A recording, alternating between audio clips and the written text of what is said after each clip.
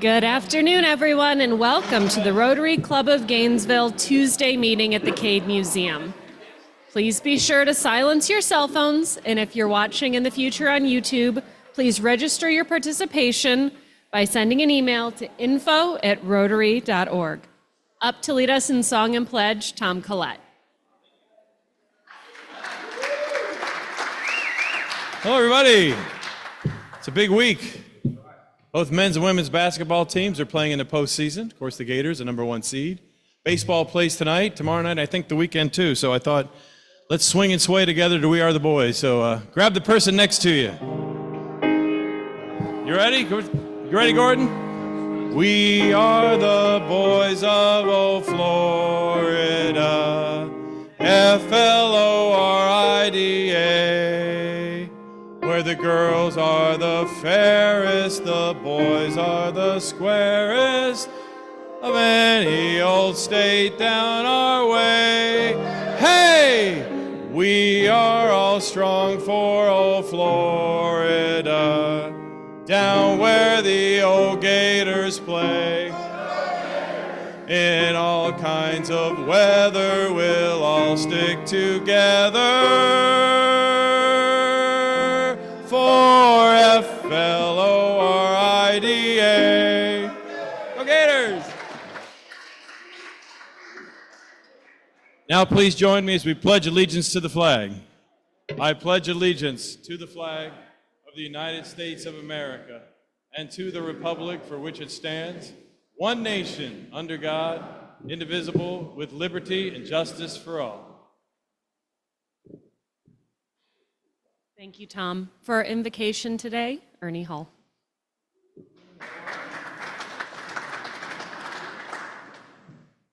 Thank you very much. You know, I've been into exercising lately, and I found an exercise for people over 60 years old. You begin by standing on a comfortable surface and taking with you a 5-pound bag of potato bag, I can't even get the words right, into each hand, and lift them straight up and hold them up as long as you can. Then you keep doing this day after day until finally you go to a 5-pound bag. Then you go to a 20-pound bag. And then finally I ended up at a 100-pound bag. That's where I am right now. The next step is to put a potato in each bag. I tried. I figured I'd give you a little bit of a laugh before I prayed. Hopefully this makes up for it. Let's pray.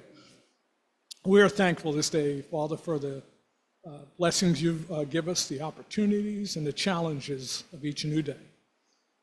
May we appreciate and use each day that comes to us. We pray for strength and guidance for each day as it comes, for each day's duties, for each day's problems. May we be challenged to give our best always, and may we be assured of your presence with us always. Bless our fellowship today and bless our food to the nourishment of our bodies. In your name we pray. Thank you, Ernie. We invite our guests and visiting Rotarians to remain standing so you can introduce yourselves to our club.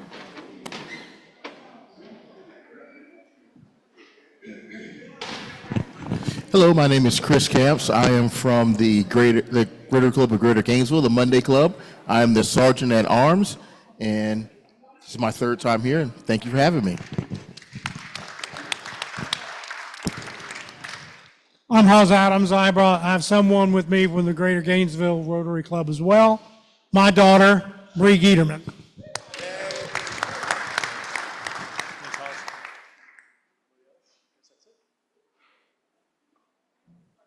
Welcome all. That's it. All right, and up with our first announcement today is Bree Giederman.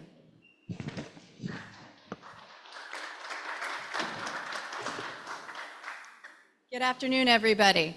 So on your table, and I'm really happy that you guys already have announced the basketball and all the exciting things that are going on. On your table, you'll see a pamphlet called Brackets for Charity. So our Monday night club, we are doing Brackets for Charity. You go into the CBS Sports link that I've put on there. You can go in and you create a bracket. Brackets are $10, and if you don't know anything about basketball, it doesn't matter. There's an AI on there that will help you create a bracket. So brackets are $10. They're open until Thursday. You have a maximum of 5 brackets. If your bracket wins for March Madness, 50% of the pool will go to a charity of your choice. So Greater Gainesville will write a check to a charity of your choice. The rest of the pool will go into our do-goodery fund. So brackets are open until Thursday. We encourage all of you to please put in one. They're $10 easy, and then the Venmo on the bottom right of the pamphlet is how you pay, either cash, check, or Venmo to that QR code. Thank you. Thank you, Bree. And from my experience, the less you know, the better you do. So for some announcements from our club, we have Deborah Newell, then Helen, Greg, and Brendan today. We have a busy day at the podium.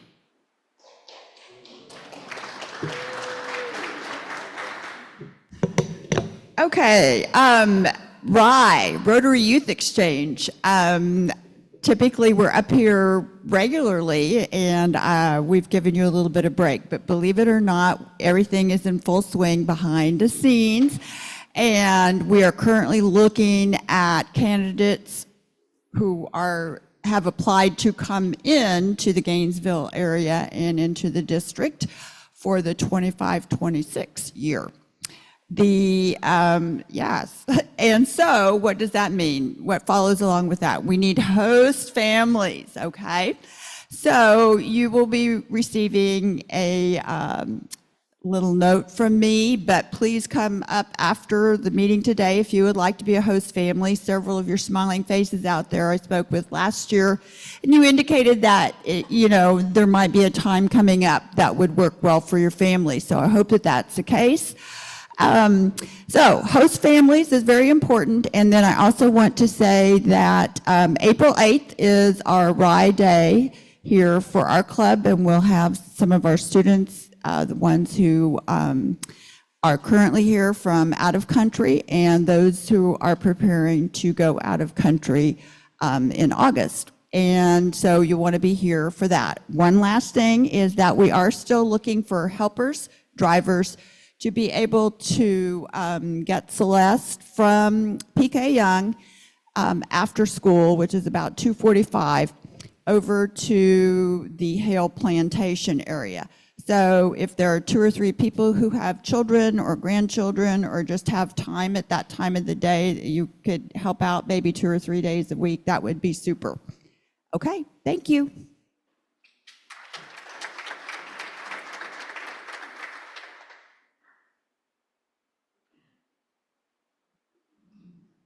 I'm not going to ask for money.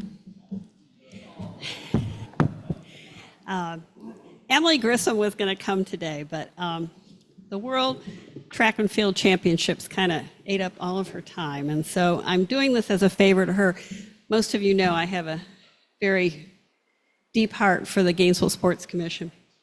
The World Masters Athletics Championship, she did write all this out for me, thank heavens, is going to be here in Gainesville next week.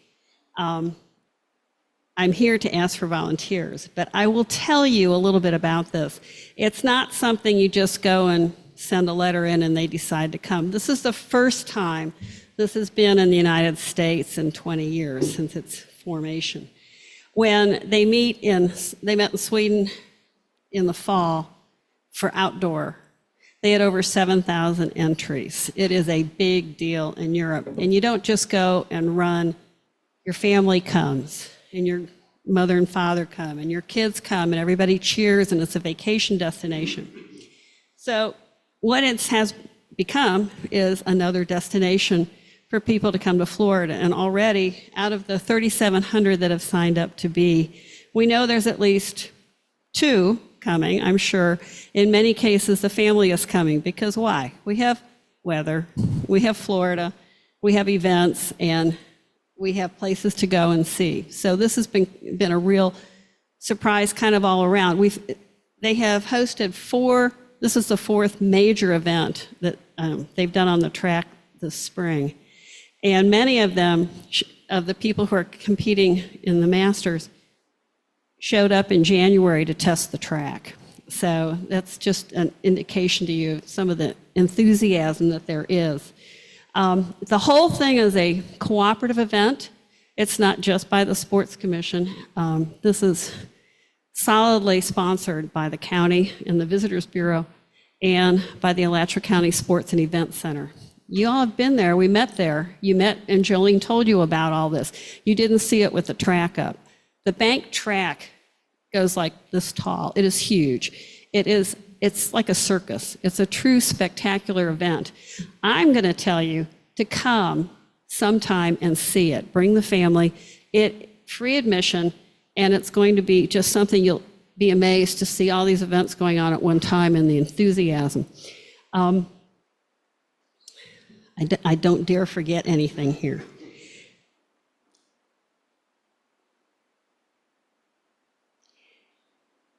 Emily's looking for volunteers because, as you can imagine, they're coming from 99 countries. And so how many different languages do you think are coming here to Gainesville? Those of you with an ability to speak another language, as you can tell, I stumble over my own, they have special places for you to help with the credentials and with the information. For the rest of us, they still need people to come and welcome people and help with credentials and hand out T-shirts and do whatever needs to be done. And you have a form on your table, and you can scan Emily, or her card is on the table too, and they will connect you up and give you a slot. If you can't work a full slot, she'll work a part slot for you. If you want to just come and see, please just come and see. Are there any questions? This is a big deal. This is like the Olympics, only a little bit smaller. We had the American Masters were here early last month. And so after I volunteered, I went in to see what was going on, and I saw the 60 and above women's pentathlon. That's 5, right? Okay. Throwing the balls, the discus, running, doing a high jump. And I was amazed, totally amazed. The women that were there, they were cheering each other on. They had done this before together. They were like their own little team. Their abilities, the whole time I'm watching them thinking, I want to go out and I want to get active. So please, come on down and see it if you can't volunteer, and let Emily know if you can. Thank you.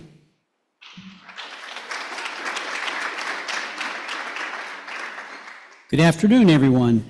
Please mark your calendars for Saturday, March 29th, 10 a.m. here at the Cade. We're going to be seeing the new exhibition that'll be opening called Exploring the Amazing Brain.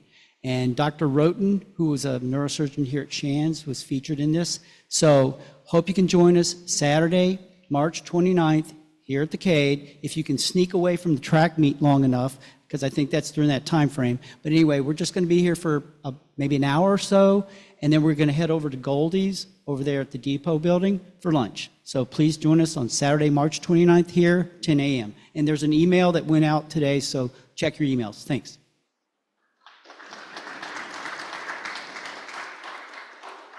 This will be just as short and hopefully just as important. This is about the youth, about the future, y'all. Every year about this time, we talk about Scouts and about their American Values Dinner. You may be surprised at how many Eagle Scouts are in this room, Boy Scouts, brothers and sisters who have been in the scouting. It's open for boys and girls now. Eric Gaudet and I hosted it last year. Eric's brothers are all Eagle Scouts, and they've sort of adopted him, even though he's not an Eagle Scout. He's probably done more for scouting than they have combined. Rotary is again sponsoring this year, splitting it with me. And we'd invite all of you to come. You don't have to give any money. This is not about the money. Of course, we'd love your donation, but you don't have to. We just have a Rotary table, plus another table, plus another table that I have allowed. And I got permission from those hosts to bring you all in and let you all sit there too. Please come. And it's a great dinner. It's a great experience. You get to see what the youth are doing. This money goes toward their scouting equipment, summer camp, scholarships, It goes towards their development as a person. Okay, y'all, I can't stress that enough. This is character development we're talking about. America's youth, the future is now. This is what they do. This is how they make the future leaders that we hopefully will entrust to do what we want to do with our country. It's very important in times like this. So please think about it. It's at the end of the month. Again, everything's happening at the end of the month now that we're announcing. But this is Thursday, March 27th at the Gateway Grand. Please make an effort to come. Thank you.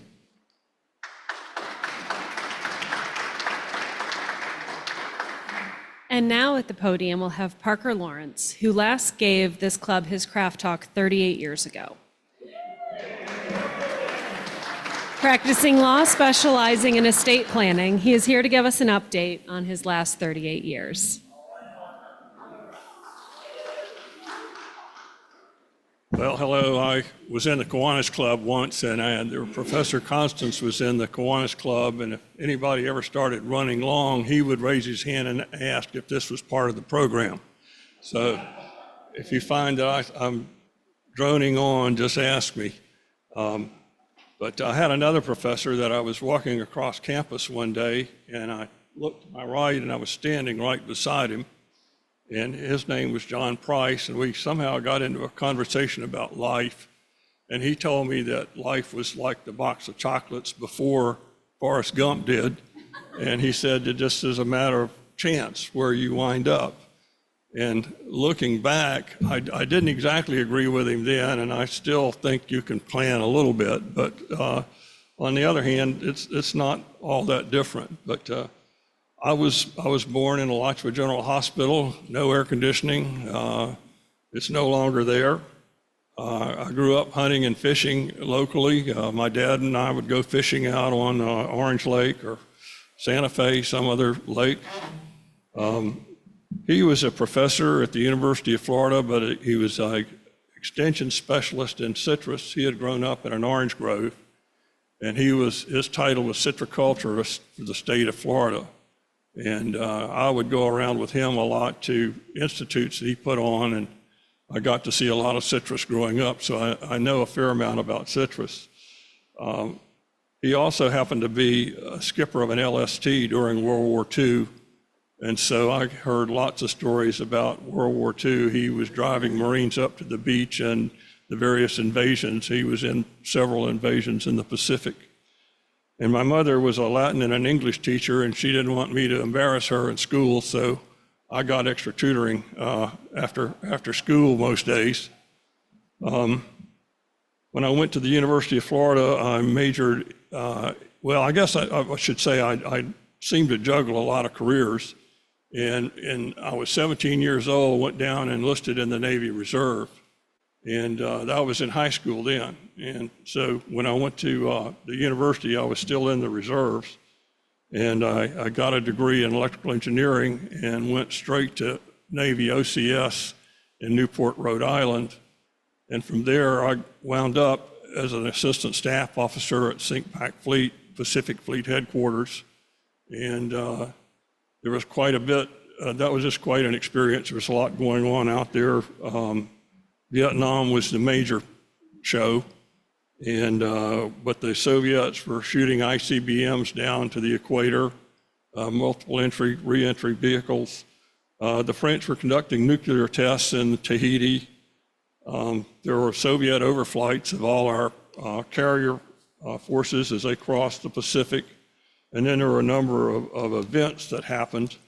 Mainly when I started on active duty, there was the Pueblo and the turmoil over the crew in captivity. And it turned out that where I was sitting, I reached in the desk and pulled out a crumpled up piece of paper and opened it up. It was a set of orders to the Pueblo. And the guy that had sat at that desk before me was going to go out and relieve some of the people that were on the ship, or one of the officers on the ship. He was still around, and I gave him the orders back. But also that we had Apollo 13, recovery mission, and that was quite an evolution. And I happened to be on the USS Oriskany making a transit. I was supposed to go to Yokosuka, and the North Koreans shot down a patrol plane in the Sea of Japan, an EC-121, killed everybody on board. And so there was an awful lot of things that happened in a hurry when that happened, and I wound up in the Philippines instead of Japan, which upset some of the travel plans. But I managed to get a flight back that went by way of Okinawa, Guam, and Wake, but I finally got back to Honolulu. Then I decided, I had an opportunity to qualify for submarine duty, so in order to do that, you have to take a personality test, a psychological test, and they used the MMPT, which was the Minnesota Multiphasic Personality Test, which I had already passed evidently at the University of Florida, and it was the same test again.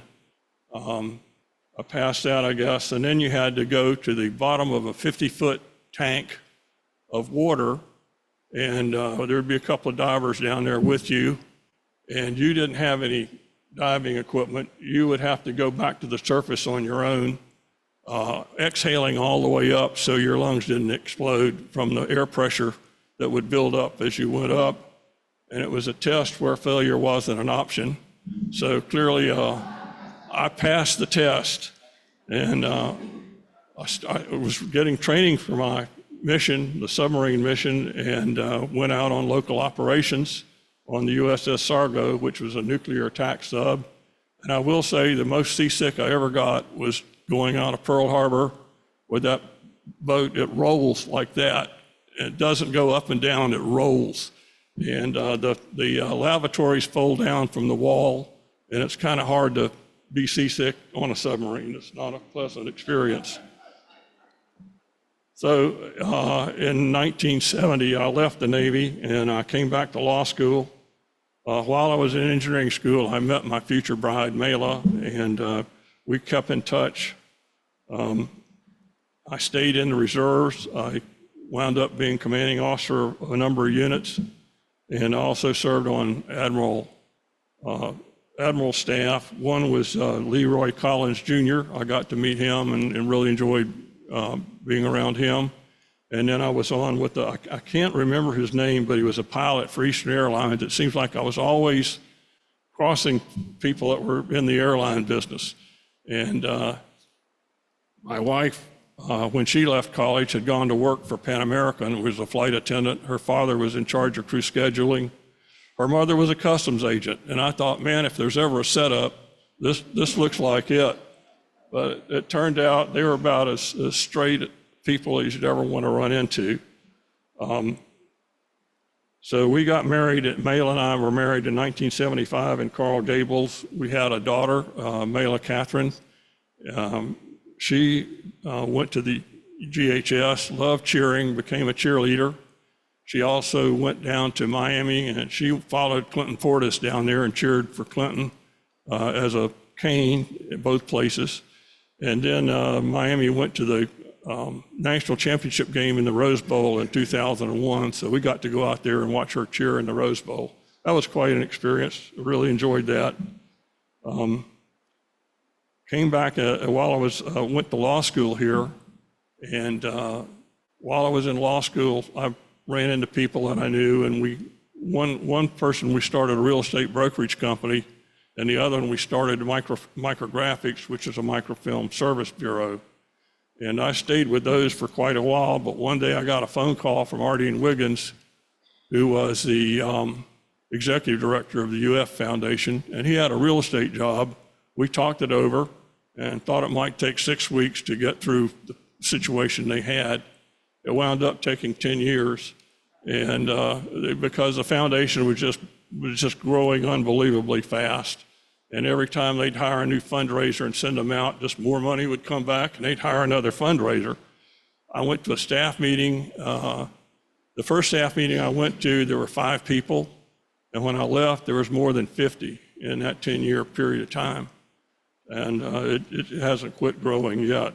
I saw the directory the other day, the online directory of personnel. I couldn't believe it, how many people they had. But at any rate, that job lasted for 10 years. I wound up being general counsel at the foundation, and then I left to go into private practice there's not a lot interesting there. I was did real estate, probate, and estate planning, kind of dull things. And my daughter became a flight attendant for United, and so now I've got a wife and a daughter that are flight attendants, so I managed to do a little traveling on that. My daughter went back to Hawaii, went to Hawaii as a flight attendant, met Justin, who was a Marine. She married Justin subsequently, and now Justin is he's a master gunnery sergeant, E9 in the Marine Corps, and he's stationed at Quantico.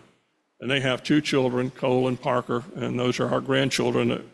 I love to go visit Justin in Mela Cay because I get to go back and see what it's like being in the service again.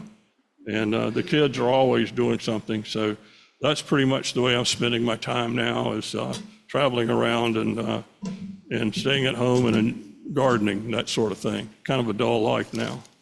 Thank you.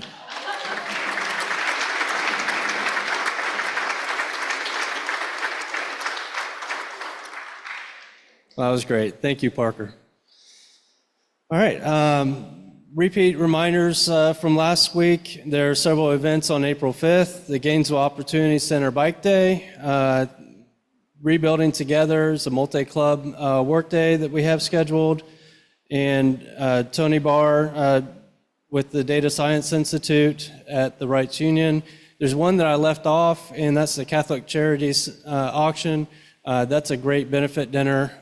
We were actually gifted a table that is half full, so we do have some openings there. If you're interested, I see you, Eric. Please let me know, and we'll get those to you. Thank you. There are a handful of members that haven't paid, that are over 90 days past due on their membership dues. I'm certain that you're just not aware of them. We will be reaching out to you to let you know that, and hopefully we can get those squared away as soon as possible. Just giving you a heads up. And if you think you might be past due, just please reach out to either me or Jeff, and we'll let you know if you're squared away or not. Thank you. All right, today's guest speaker is Dr. Doug Jones, the director of the Florida Museum of Natural History and curator of the invertebrate paleontology. Can't believe I said that. He received his PhD in geological and geophysical sciences from Princeton University. In addition to his administrative duties as director of the museum, he remains interested in the broad fields of molluscan ecology and paleoecology. In May 2024, Dr. Jones received the Distinguished Service Award from American Alliance Museums. Please help me welcome Dr. Jones.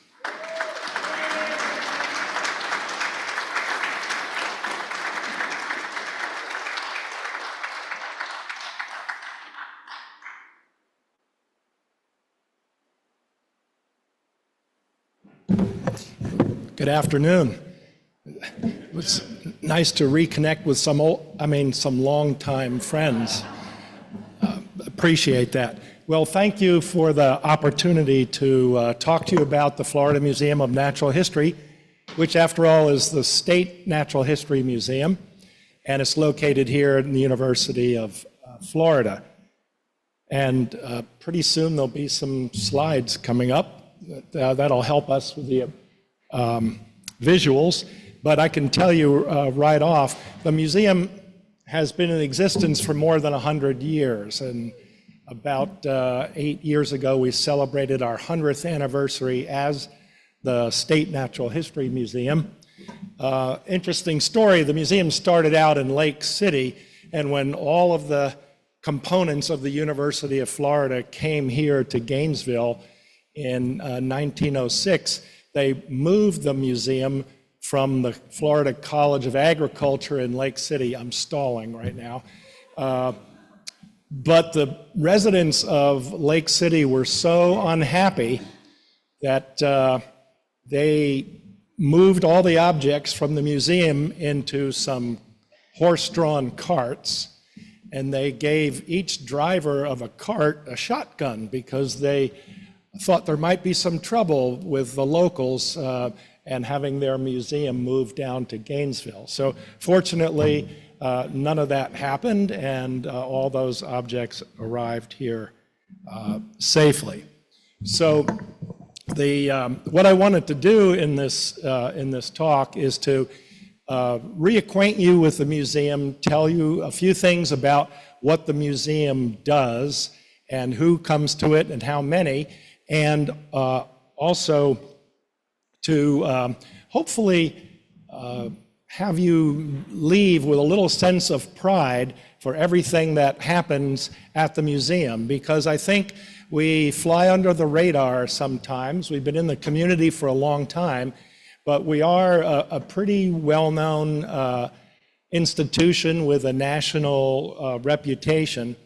And as I'll show in one of the slides, last year we were visited by 255,000 visitors. So, you know, we finally went over that 250,000 mark, which I've been waiting for us to do for some time. But as I'll also show, most visitors don't come through the door. Really? Oh, there we are. Yeah, no worries. I could have talked about that one too. You could have. Okay, do I point this at you or to? Okay, well, it might matter, so I'll. Yeah, it's on. Sure. Yep. Okay, so we can go on to the next one. And so this is what we look like, the folks who visit the museum.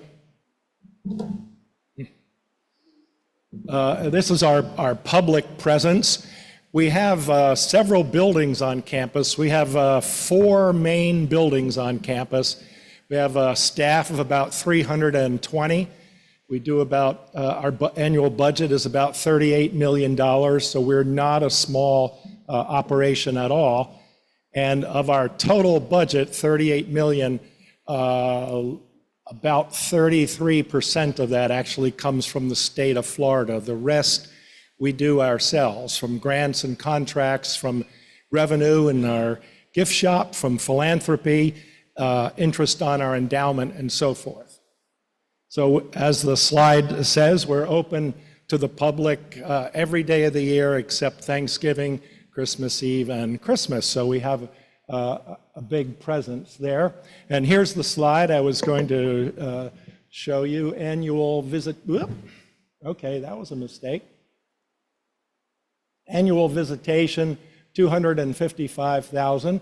And this is what museum attendance has looked like over the past 25 years.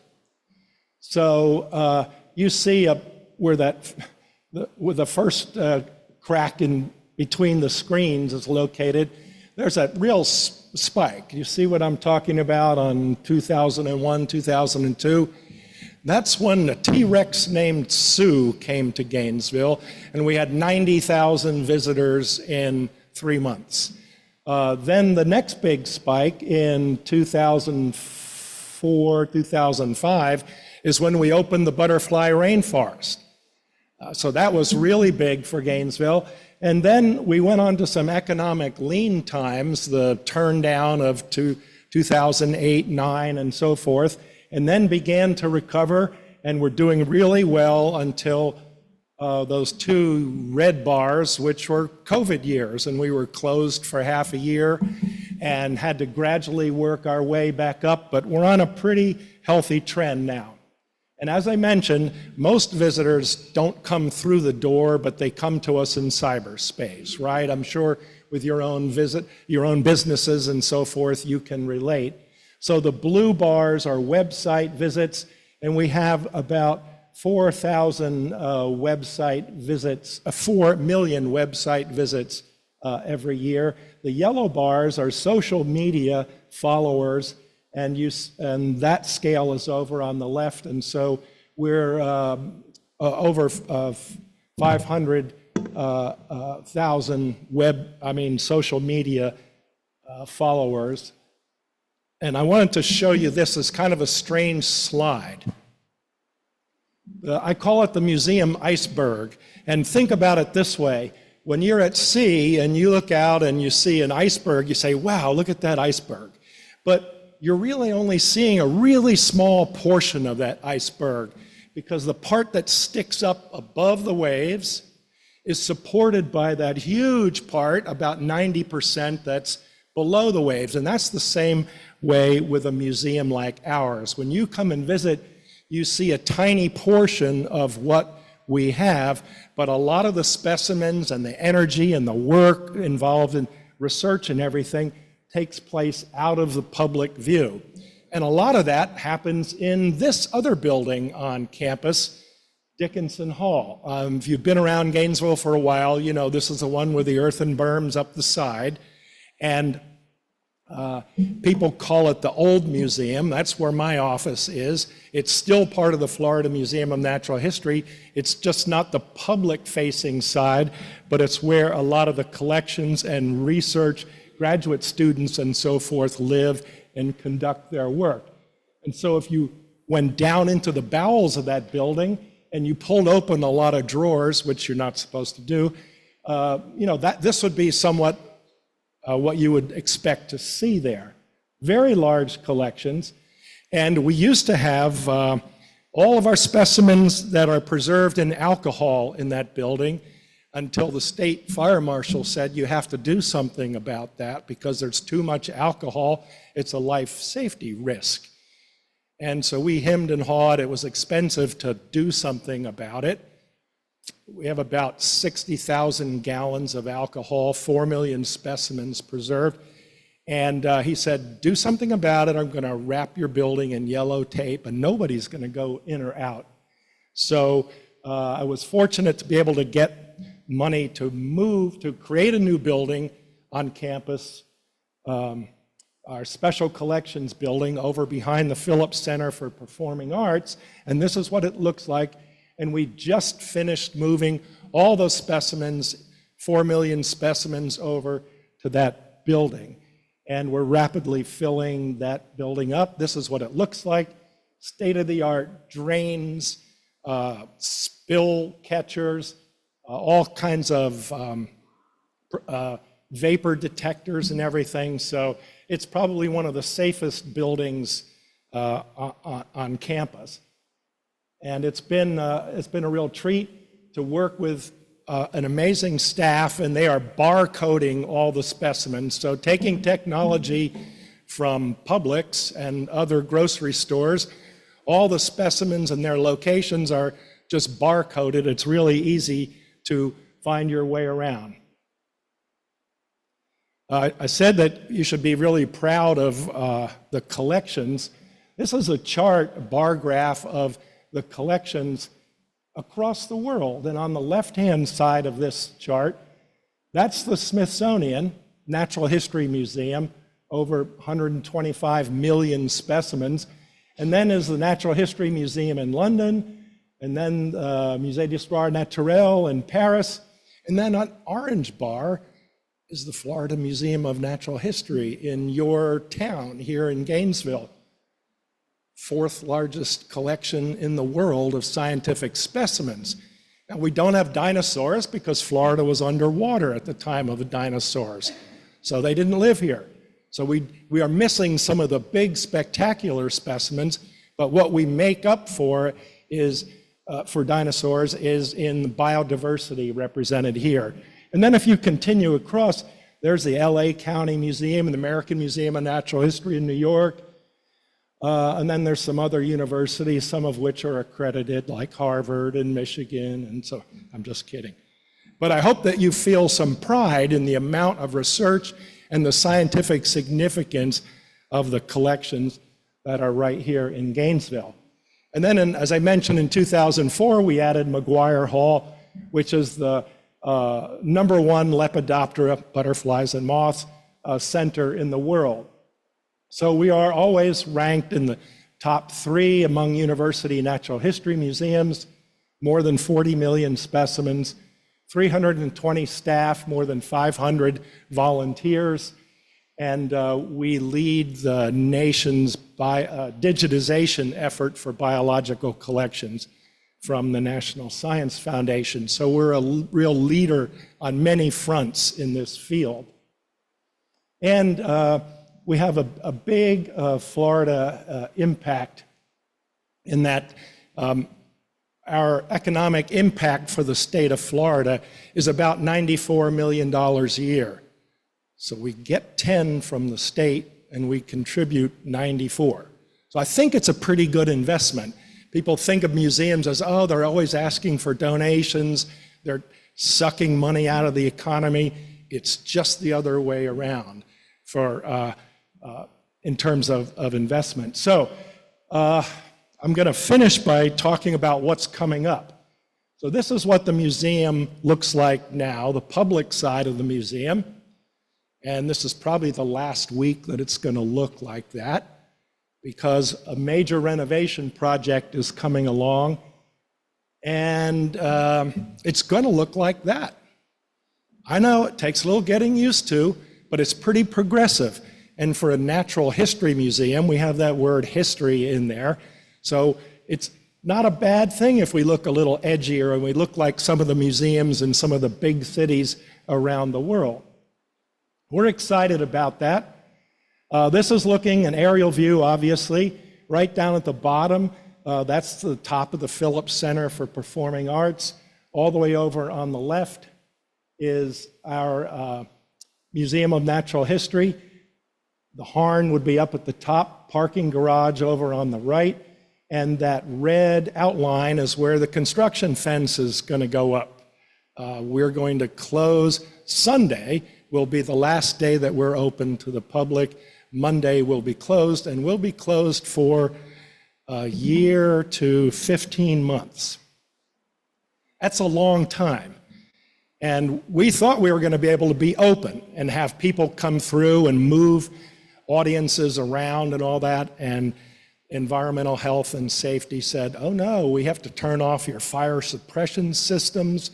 You don't have an entrance except for the front that's going to be ADA accessible. And so for a variety of reasons, we have to close the whole museum down. And we're going to try to do that without laying off any staff. A lot of our staff have been paid by earned income. You know, all those people at the front desk. The museum is free. We charge for the butterfly rainforest and a traveling exhibit. And without those dollars, it's going to be a little scary. And so we've saved some, and we have some ideas about having pop-ups all around Gainesville and this community, so you'll hear a lot more about it. But that's our goal, not to lay off any of our permanent staff. There's another view. This is what the entrance and lobby will look like, or so I'm told. I mean, a lot of you have gone into buildings when the architect said, this is what it's going to look like, and you go, whoa, I must be in the wrong building. This is not what I saw. I'm hoping it looks good. This will be our retail area. We're going to have new multi-purpose space, so we'll be able to accommodate community groups, and we'll also be able to have classes. This is subdividable, and we're going to have high-tech classroom spaces in there.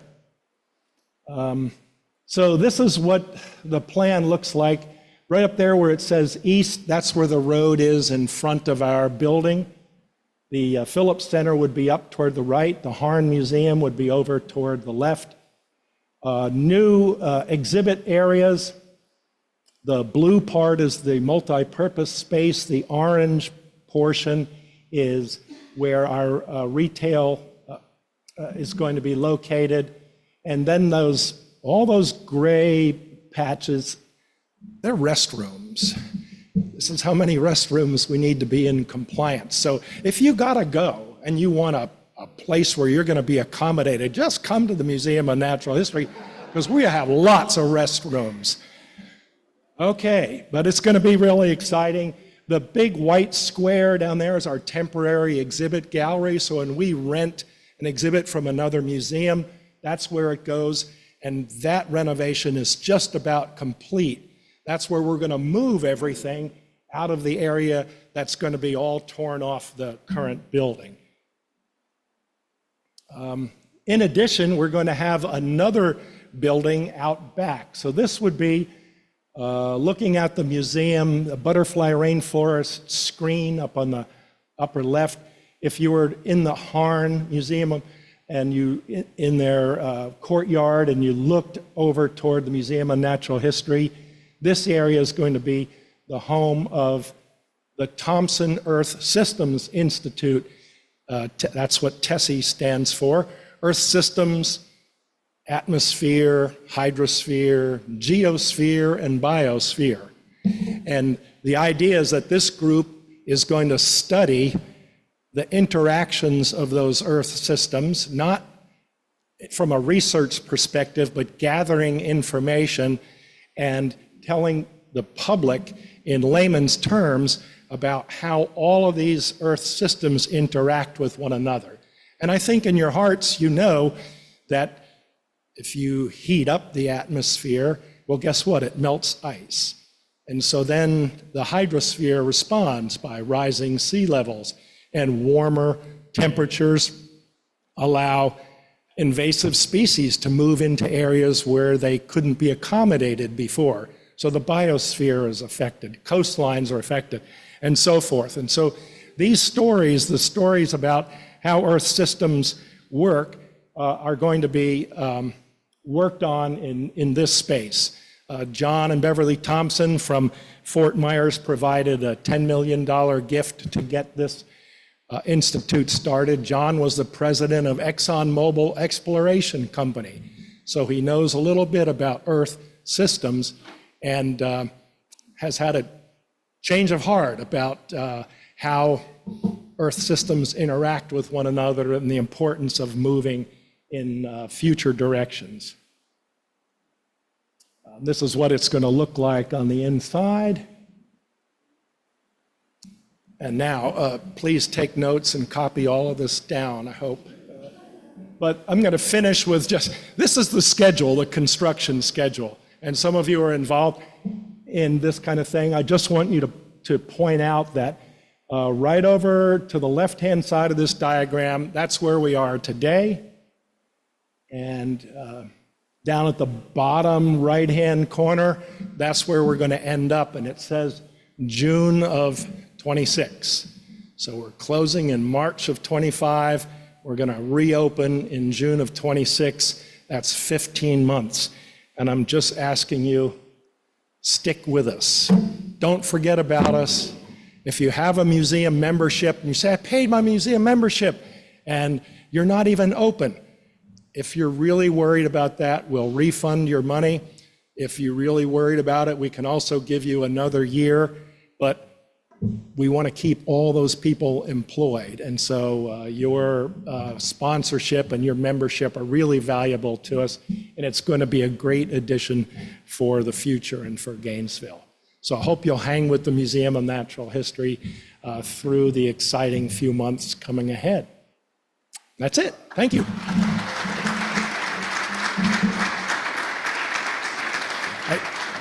I'm aware of Rotary's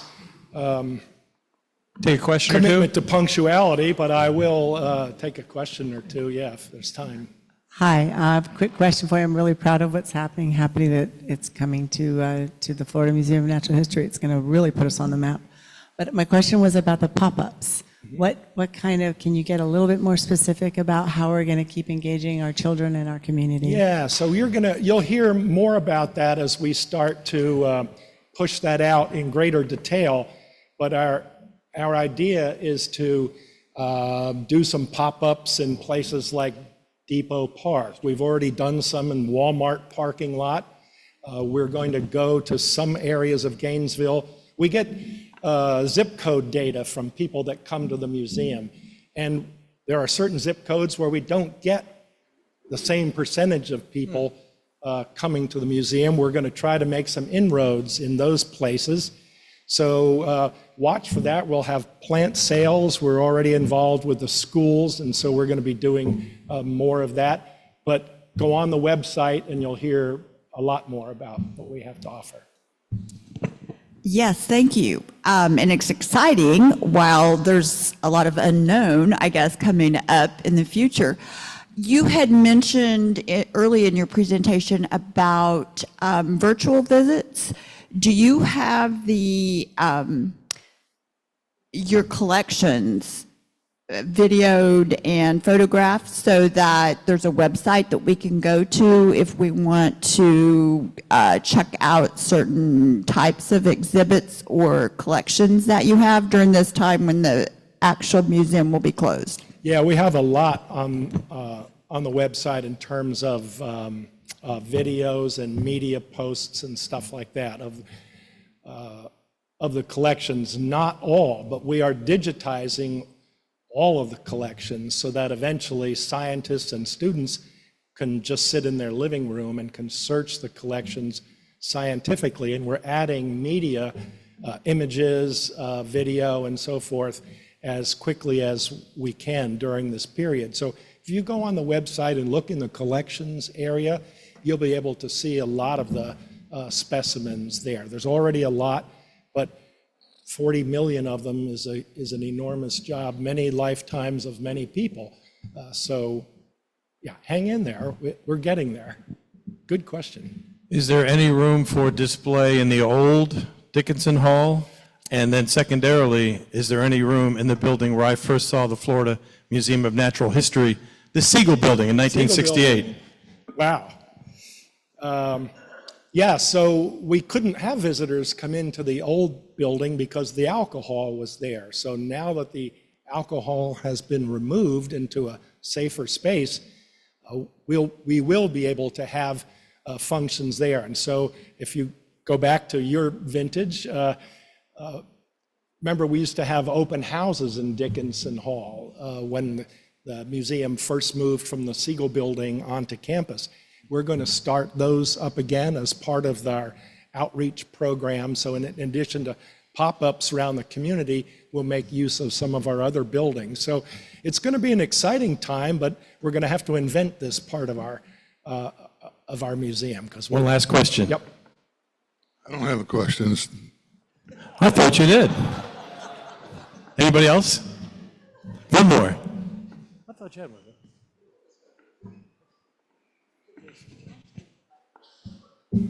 Is the butterfly garden going to be open through this process? No, it's a really good question. I'm surprised somebody didn't ask earlier on. No, we're going to let those poor butterflies live out their lives, and we're not going to replace any of them. You know, in that butterfly rainforest, we're not allowed to propagate those butterflies. So we have to, when they die, we have to bring in new ones all the time from Ecuador, from Brazil, from the Philippines, and so forth, butterfly gardens around the world. And we're not going to be able to have visitors go through there because the environmental health and safety said we won't come up to code. So unfortunately, no. But we're going to use that time to wash off the walls, to trim the trees, to repair the bridges. And in the other galleries, we're going to replace the lighting systems that have degenerated over time. We're going to do a lot of maintenance work in the museum that you really can't do when there are, hundreds of people in the building. So it'll be sparkly, new, and really exciting if you can just wait for 15 months. One last question. Hey, Doug. Oh, you promised that before. I know. We always do that. All right. But I had a question because there's a person in this room who has a very amazing and special collection that I think is coming to the museum. Is that something you can talk about? Not a pianist by any chance you'd be talking about. Yeah, that one. Yeah, well, yes. Gordon Hubble has agreed that the scientifically important parts of his collection should come to the Museum of Natural History. We've got a great modern and a great fossil shark collection, and this is going to be a really opportune time for that to happen. So we're looking forward to that coming up.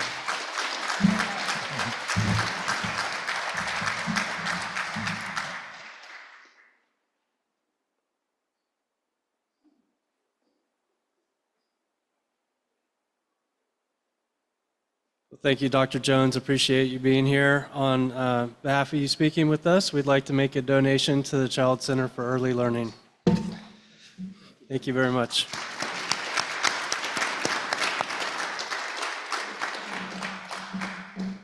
All right. Our speaker for next week is head volleyball coach Ryan Tice. Quote for the week: "I have no special talents. I'm only passionately curious." And that's Albert Einstein. The Rotary Reading Safari drawing 833-833. And with that, the meeting concludes. Adjourned.